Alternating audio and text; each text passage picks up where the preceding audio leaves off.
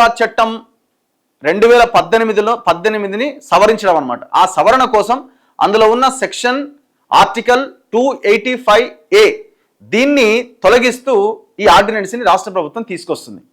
గవర్నర్కి ఆ ఫైల్ని పంపింది, ఆ బిల్లు పంపింది, ఆ ఆర్డినెన్స్ పంపింది. ఆ ఆర్డినెన్స్ మీద గవర్నర్ సంతకం చేయాలి. అప్పుడు ఆ పంచాయతీరాజ్ చట్టం 2018 సవరించబడుతుంది.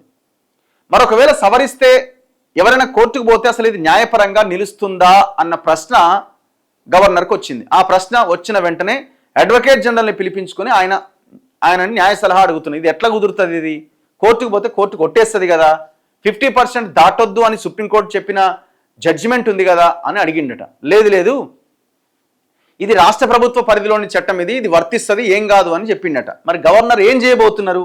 అసలు ఆర్డినెన్స్ మీద సంతకం పెడతారా పెట్టరా అన్నది ఇప్పుడు సస్పెన్స్గా మారింది. అతి త్వరలోనే ఉండవచ్చని తెలుస్తోంది. చూడాలి ఏం జరుగుద్ది ఏంటి అన్నది. మొత్తానికి ఏదేమైనా గతంలో సుప్రీంకోర్టు ఇచ్చిన జడ్జిమెంట్స్ అయితే ఉన్నాయి. ఏది చేసినా ఏం చేసినా 50% మించొద్దు అన్నది ఇది. సరే, ఇప్పుడు వీళ్ళు ఇది రాష్ట్ర ప్రభుత్వం తీసుకొచ్చిన చట్టం, ఇది పంచాయతీరాజ్ చట్టం, దాంట్లో సవరణ చేసుకునే అవకాశం వాళ్ళకు ఉన్నది అని చెప్తున్నా మళ్ళీ అల్టిమేట్గా జీవో ఇచ్చి రిజర్వేషన్లు పెంచే కార్యక్రమం చేయాలి. మరి ఆ జీవోని రేపు పొద్దున ఎవరైనా కోర్టులో సవాల్ చేస్తే పరిస్థితి ఏంటి?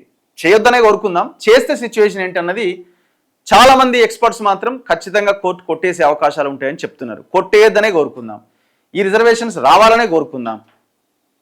చూద్దాం ఏం జరుగుద్ది అన్నది.